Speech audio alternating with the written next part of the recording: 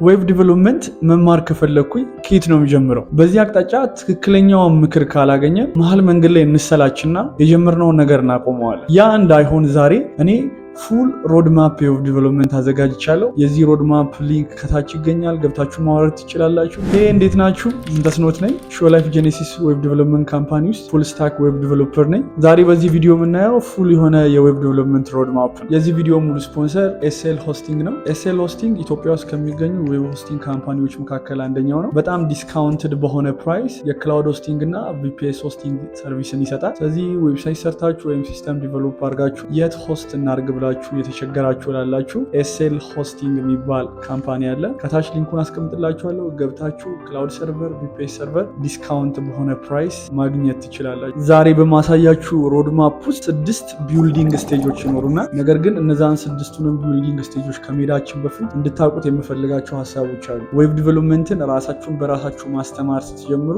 ኖትቡክ መያዛችሁን እንዳትረሱ። የመጀመሪያው ላሳስባችሁ የምፈልገው ነገር ይሄ ነው። የሆነ የሰማችሁትን ነገርና ያያችሁትን ነገር ልትረሱት ትችላላችሁ። ነገር ግን የጻፋችሁትን የመዘገባችሁትን ነገር ደግሞ ልትረሱት። ሁለተኛው ነገር ደግሞ የምነግራችሁ በእያንዳንዱ ስቴጆች ላይ የራሳችሁ የሆነ ፕሮጀክት ይኖራችሁ የሆነ የምትሰሩት ነገር ነው። የፈርስት ስቴጅ ላይ የሆነ ፕሮጀክት ላያሰራችሁ ይችላል። ግን ከዛ መሀል ላይ ላሉት ስቴጆች ለእያንዳንዱ የራሳችሁ የሆነ ፕሮጀክቶችን ትራይ እያደረጋችሁ የሞከራችሁ ብትሄዱ በፍጥነት መማር ይሆንላችኋል። በፍጥነት ከተማራችሁ ደግሞ በፍጥነት የሆነን ፕሮጀክት ሰርታችሁ ወይም የሆነን ፕሮብለም ሶልቭ አድርጋችሁ ወደ ስራ የምትሄዱበትን ወይም ተቀጥራችሁ የሚሰሩበትን ወይም የራሳችሁ የዌብ ዲቨሎፕመንት ኤጀንሲ የሚከፍቱበትን ስቴጅ ታሳጥሩታላችሁ።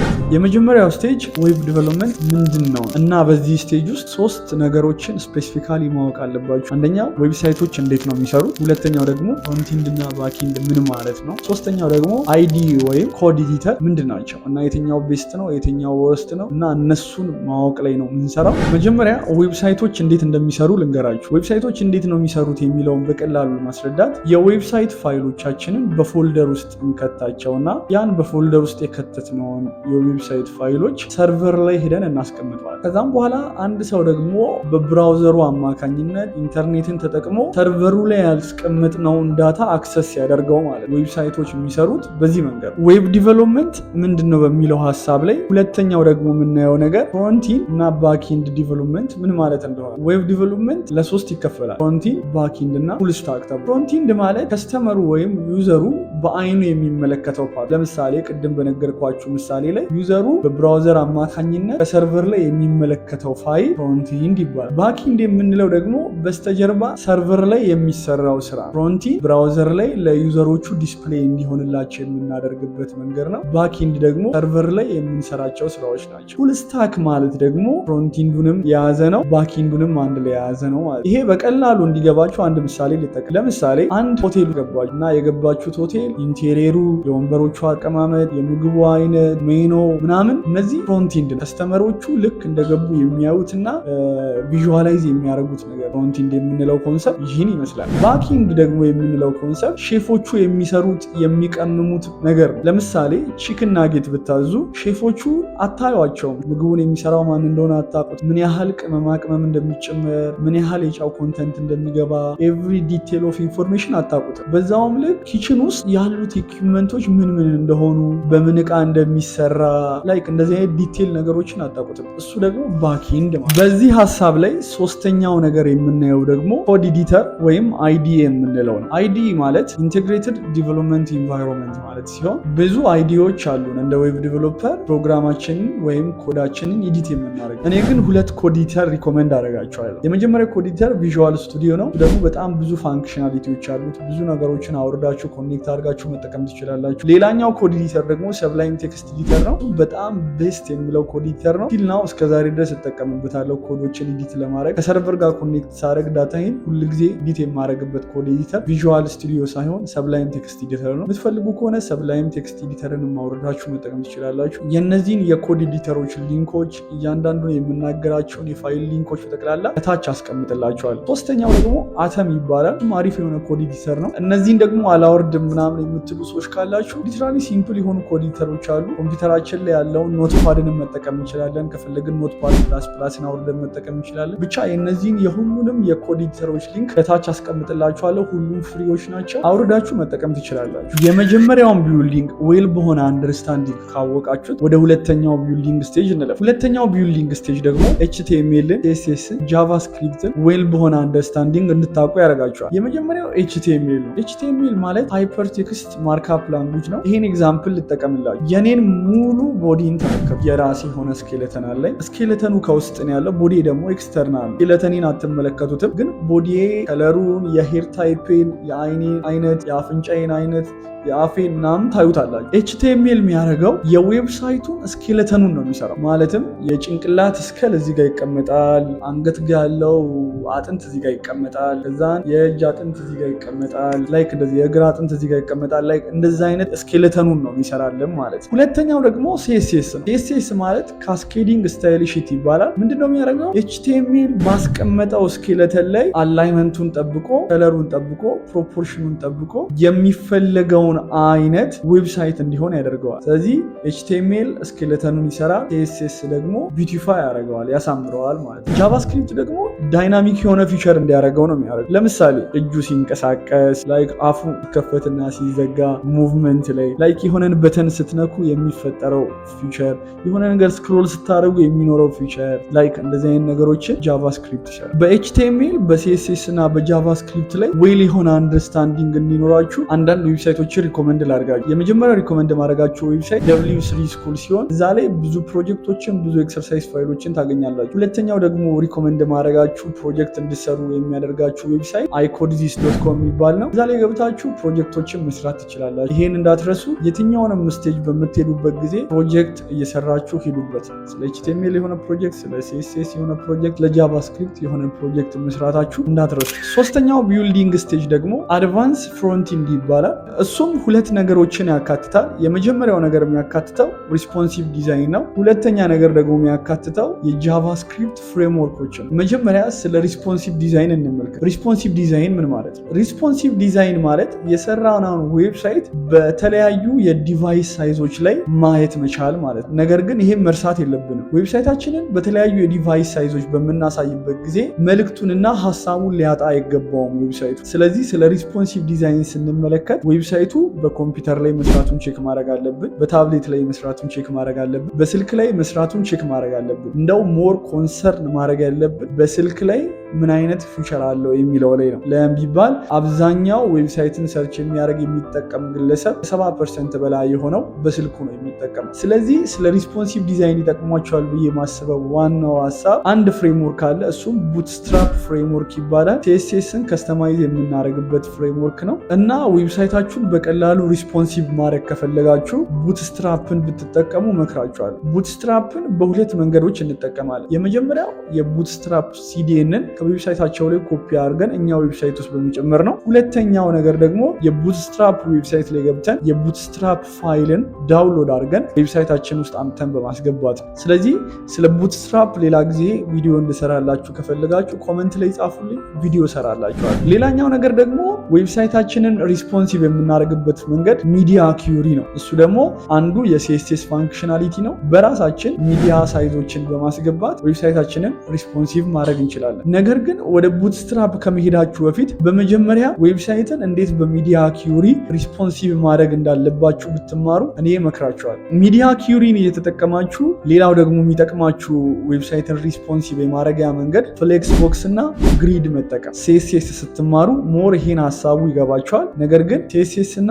ግሪድን ከተጠቀማችሁ ባይ ዲፎልት ዌብሳይታችሁ ሪስፖንሲቭ እንዲያደርግ የሆነን ስቴፖችን ይላችኋል ማለት ነው። በሶስተኛው ቢልዲንግ ስቴጅ ሁለተኛ የምናየው ነገር የጃቫስክሪፕት ፍሬምወርኮችን ነው። ጃቫስክሪፕት በጣም ብዙ ፍሬምወርኮች አሉት። ከነዛ ፍሬምወርኮች መካከል ሶስቱን እንመለከታለን። የመጀመሪያው ፍሬምወርክ ሪያክት ነው። ሪያክት በጣም ፖፑላር ነው። ብዙ ዩዘሮች ይጠቀሙታል ሪያክትን እና ዲቨሎፕ የተደረገው ደግሞ በፌስቡክ። ሁለተኛው ፍሬምወርክ ደግሞ አንጉላር ነው። ይሄ ደግሞ ዲቨሎፕ የተደረገው በጉግል ነው እና የመጀመሪያው የጃቫስክሪፕት ፍሬምወርክ ነው። ሶስተኛው ደግሞ ቪው.js ነው። ቪው ደግሞ በጣም በቅርብ ነው ዲቨሎፕ የተደረገው። በጣም ቀላል የሆነ ፍሬምወርክ ነው። ሌላኛው ጥያቄ ደግሞ ለምንድነው ፍሬምወርኮችን መጠቀም ያስፈልገን? ለምን ኖርማል ጃቫስክሪፕትን አንጠቀምም ብላችሁ የምትጠይቁ ሰዎች ልትኖሩ ይችላላችሁ። ነገር ግን ይህን በቀላሉ ልመልስላችሁ። ሁለተኛው ቢልዲንግ ብሎክ ላይ HTML CSS ጃቫስክሪፕት ብለን ጃቫስክሪፕትን ተምረናል። እዛ የተማርነው ጃቫስክሪፕት እና እዚህ በፍሬምወርኮች ውስጥ ደግሞ የምንማረው ጃቫስክሪፕት ያለውን ልዩነት ልንገራችሁ። ያ ጃቫስክሪፕት ቫኒላ ጃቫስክሪፕት ይባላል። እሱ ጃቫስክሪፕት ላይ አንድ ከስተም ፋይልስ ጃቫስክሪፕት ፋይል ሰርተን ነው እያንዳንዱ የጃቫስክሪፕት ኮዶቻችንን እዛ ውስጥ የምናስገባው። እሱ ደግሞ ፋይላችን በጣም ትልቅ በሆነ ጊዜ ሎድ የማድረግ ቻንሳችን በጣም ዝቅተኛ ይሆናል። አንዳንድ ነገሮችን ደግሞ ሪዩዝ አድርገን መጠቀም አንችልም እና የምፈልጋቸውን ነገሮች ደግሞ ኢዚሊ አክሰስ እያደረግን HTML ጋር ኮላብሬት አድርገን መስራት አንችልም። ሌላው ፍሬምወርኮችን መጠቀም ያለብን ምክንያት ፍሬምወርኮች ላይ በምንሄድበት ጊዜ ኮምፖነንቶች፣ ስትራክቸሮች ኦልሬዲ ቢልዲንግ ሆነው ተቀምጠዋል። እኛ ከዜሮ ጀምረን መስራት የለብን። ስለዚህ ከዚህ በፊት የተሰሩ ስትራክቸሮች እና ኮምፖነንቶች በፍሬምወርኮቹ ስለሚገኙ እኛ ፍሬምወርኮችን ኮኔክት አድርገን ከስራችን ጋር በቀላሉ አክሰስ አድርገን የምንሰራውን ስራ በፍጥነት መስራትና ማጠናቀቅ ይሆንልን። ከነዚህ ከሶስቱ ፍሬምወርኮች የቱን ፍሬምወርክ ልምረጥ? ሁሉም ፍሬምወርኮች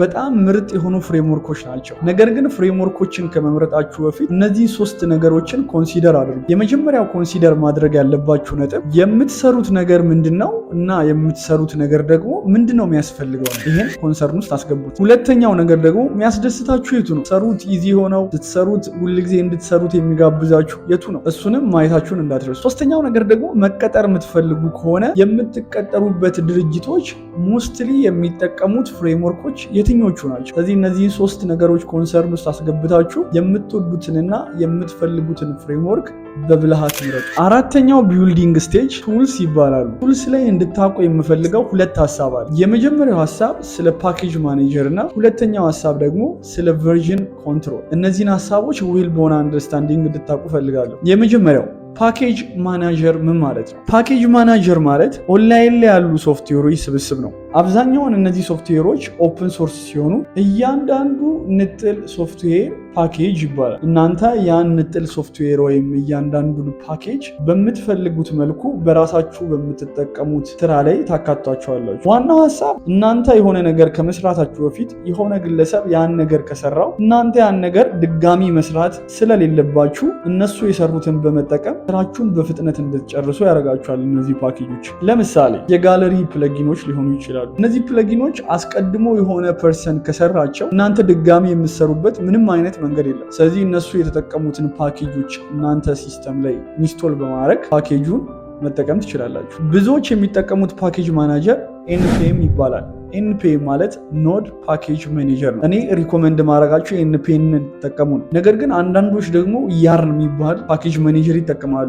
ያርንም በጣም ከNPM አሪፍ የሆነ ፋንክሽናሊቲ ያለው፣ ነገር ግን እንደምትጠቀሙበት ስራና ፕሮጀክት የምትጠቀሙት ፓኬጅ ማኔጀር ይወሰናል። ሁለተኛው በዚህ ቢልዲንግ ብሎክ ላይ የምናየው ነገር ደግሞ ቨርዥን ኮንትሮል ነው። ቨርዥን ኮንትሮል የሚያደርግልን አንደኛው ነገር ምንጫችንን እንድንቆጣጠር ያደርገዋል። ይህ ደግሞ ምን ያደርግልናል? በእያንዳንዱ በምንሰራው ፕሮጀክት ላይ ብዙ የሆኑ ሴቭ ፖይንቶች እንዲኖሩን ያደርጋል። ይሄ ደግሞ ጥቅሙ ፕሮጀክቶችን እየሰራችሁ እያለ ፕሮጀክቶቹን ሴቭ ብላችሁ ከሄዳችሁ በዚህ ቨርዥን ኮንትሮል ሜካኒዝም መጨረሻ ላይ የሰራችሁት ስራ ልክ ባይሆን ራሱ ወደ ኋላ ተመልሳችሁ የሰራችሁትን ስራ ድጋሚ እንድትሰሩ ያደርጋችሁ። ይህ ደግሞ ብዙ ሸክምን ነው የሚያቀልላችሁ። እንደ ዌብ ዲቨሎፐር በጣም ታዋቂ ቨርዥን ኮንትሮል ሲስተም ጊት ነው። ጊትን ብዙዎቻችሁ ታውቁታላችሁ። ዌብ ዲቨሎፐር ከሆናችሁ ደግሞ ስራችሁን ለማቀላጠፍ ጊትን መጠቀም አለባችሁ። ከዛ ውስጥ ደግሞ ስለ ጊትሃብ ሰምታችሁ ሊሆን ይችላል። ጊትሃብ በማይክሮሶፍት ዲቨሎፕ የተደረገ የኦንላይን ሆስቲንግ ካምፓኒ ነው። ነገር ግን ዌብ ዲቨሎፐሮች እና ድርጅቶች ኮላብሬት እንዲያደርጉ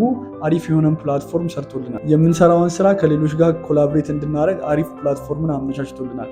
በዛውም ውስጥ ቨርዥናችንን ኮንትሮል የምናደርግበት ሜካኒዝሞች አሉ። ስለዚህ ስለ ጊትሃብ ዌል የሆነ አንደርስታንዲንግ ቢኖራችሁ ዌብ ዲቨሎፕመንት ስትማሩ በዚህ ስቴጅ እመክራቸዋል። አምስተኛ ላይ የምናየው ደግሞ ቢልዲንግ ስቴጃችን ቤዚክ ባክኢንድ ይባላል። በዚህ በቤዚክ ባክኢንድ ውስጥ ሶስት ነገሮችን እንመለከታለን። የመጀመሪያው ነገር የምናየው ስለ ሰርቨር ነው። ሁለተኛው ነገር የምናየው ስለ ፕሮግራሚንግ ላንጉጅ ነው። ሶስተኛ ላይ የምናየው ነገር ደግሞ ስለ ዳታቤዝ ስትራክቸር ነው። መጀመሪያ ስለ ሰርቨር እንመልከት። ቅድም ስጀምር እንደነገርኳችሁ ሰርቨር ማለት የዌብሳይት ፋይሎቻችን፣ ዳታቤዛችን እና ሌሎች ኮምፖነንቶች ጠቅላላ የሚቀመጡበት ቦታ ነው። በስተመጨረሻ የሰራችሁት ሲስተም ወይም የሰራችሁት ዌብሳይት ብዙ ሰዎች ጋር እንዲደርስላችሁ ከፈለጋችሁ የሰራችሁትን ፋይሎች ዳታቤዞች እና ኮምፖነንቶች ተጠቅላላ በአንድ ፎልደር ላይ አድርጋችሁ ሰርቨር ላይ ታስቀምጡታላችሁ። ሰርቨር ላይ ከተቀመጠ ደግሞ ብዙ ሰዎች በብራውዘራቸው አማካኝነት ያን የተቀመጠውን ፋይል በቪዥዋል መልኩ አክሰስ ማድረግ ይችሉታል። በሀገራችን ውስጥ ብዙ ሰርቨር ፕሮቫይድ የሚያደርጉ ካምፓኒዎች አሉ። ቅድም እንደነገርኳችሁ የዚህ ቪዲዮ ሙሉ ስፖንሰር የሆነው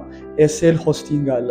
ኤስኤል ሆስቲንግ .com ውስጥ በመግባት ብዙ የሆነ የክላውድ ሆስቲንግ እና የቪፒኤስ ሆስቲንግ አገልግሎቶችን ማግኘት ይችላሉ። በዛው በተጨማሪ ሀገራችን ውስጥ ደግሞ ብዙ ሰርቨር ፕሮቫይድ የሚያደርጉ ድርጅቶች አሉ። የጋራ ሆስት አሉ፣ ቴሌም አለ እና ሀሁ ሆስት አሉ። ብቻ የፈለጋችሁትን ሰርቨር ፕሮቫይድ የሚያደርግ ድርጅት ውስጥ ገብታችሁ የሰራችሁትን ፋይሎችን ሰርቨሩ ላይ በማስቀመጥ ብዙ ቦታ ላይ በዓለም ሁሉ እንዲዳረስ ማድረግ ትችላላችሁ የሰራችሁት ስራ። በዚህ ስቴጅ ላይ ሁለተኛ የምናየው ነገር ደግሞ ፕሮግራሚንግ ላንጉጅ ነው። በጣም ብዙ የሆነ ባክኢንድ ፕሮግራሚንግ ላንጉጆች አሉ። ከዛም ውስጥ በጣም ፌመስ የሆነው PHP አለ፣ ሩቢ አለ፣ ፓይተን አለ፣ C# አለ፣ ጃቫ አለ። አሁን ደግሞ በቅርቡ ሪሊዝ የተደረገው ኖድ.js አለ። እንደሚታወቀው ጃቫስክሪፕት የራሱ የሆነ ራንታይም ኢንቫይሮንመንት የለውም። ኖድ.js ከመጣ በኋላ ነው ብዙ ታሪኮች ሽፍት ያደረጉት። ስለዚህ ጃቫስክሪፕት የራሱ አሁን ራንታይም ኢንቫይሮንመንት አለው። ኖድ.jsን በመጠቀም ለጃቫስክሪፕት ባክኢንድ መስራት እንችላለን ማለት ነው። እዚህ ላይ የትኛውን ባክኢንድ ልምረጥ፣ የትኛው ይሻላል፣ የትኛው አሪፍ ነው የሚለውን በራሳችሁ ሪሰርች አድርጋችሁ ብትመርጡ መክራችኋል። ለምን ቢባል እንደ ራሳችሁ ባክግራውንድ ስለሚወሰን። በፒኤችፒ ኮሚኒቲ የመጣችሁ ሰዎች ካላችሁ ፒኤችፒን እንደ ባክኢንድ ተጠቅማችሁ ብትሰሩና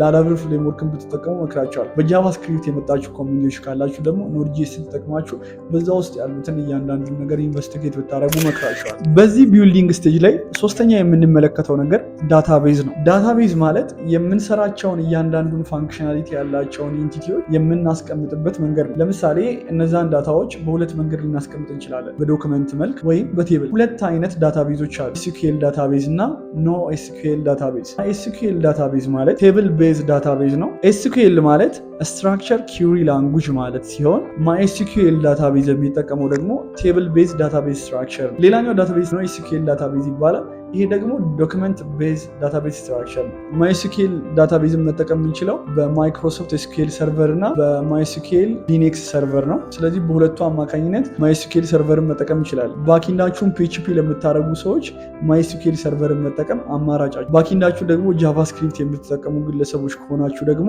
ዳታቤዛችሁን ኖኤስኪዩኤል ዳታቤዝ ስትራክቸር ታደርጉታላችሁ። ነገር ግን የምትጠቀሙት ማንጎዲቢን ይሆናል። ማንጎዲቢ ለቪጂኤስም ለሪያክትም ለአንጉላርም አሪፍ የሆነ ዶክመንት ዳታቤዝ ስትራክቸር አለ። የመጨረሻው ቢልዲንግ ብሎካችን ሪቪዥን ስቴጅ ነው። ይሄ ሪቪዥን ስቴጅ ላይ ድጋሚ የሰራነውን ስራ እንድናየው ሳይሆን የሆኑ ስራዎችን ፕሮጀክቶችን እየሰራን እያለ ድንገት ሪካፕ የሚያስፈልገው ከሆነ ያየነው ድጋሚ ሄደን ሪካፕ ማድረግ ነው። ስለዚህ ፕሮግራሚንግ ኦቨርናይት የምንሰራው ስራ ወይም ኦቨርናይት የሚያልቅ ነገር ሳይሆን ሁልጊዜ በፕሮግረስ የምናድግበት ፓስ ስለሆነ ድንገት ያልገቡን ነገሮች ካሉ ወደኋላ ተመልሰን ሪካፕ እያደረግን ራሳችንን አፕዴት እያደረግን ወደ ፊት ለፊት የምንሄድበት መንገድ ነው። ስለዚህ ሪካፕ ማድረጋችሁን እንዳደረሱ አዳዲስ ፕሮጀክቶችን መስራታችሁን እንዳተው ሁልጊዜ እንደነገርኳችሁ የትኛውንም ስቴጅ ስታልፉ ፕሮጀክቶችን መስራታችሁን እንዳትረሱ። ሁልጊዜ ፕሮጀክት ስሩ፣ ሁልጊዜ ራሳችሁን አሻሽሉ፣ ሁልጊዜ አዳዲስ ትሬንዶችን ተከተሉ። አመሰግናለሁ። አይ ሆፕ ይሄ ቪዲዮ ይጠቅማችኋል ብዬ አስባለሁ። ከጠቀማችሁ የላይክ ምልክቷን ንኳት እና ቤተሰብ መሆን ከፈለጋችሁ ከዚህ ኮሚኒቲ ጋር ይሄን ፔጅ ሰብስክራይብ አድርጉ።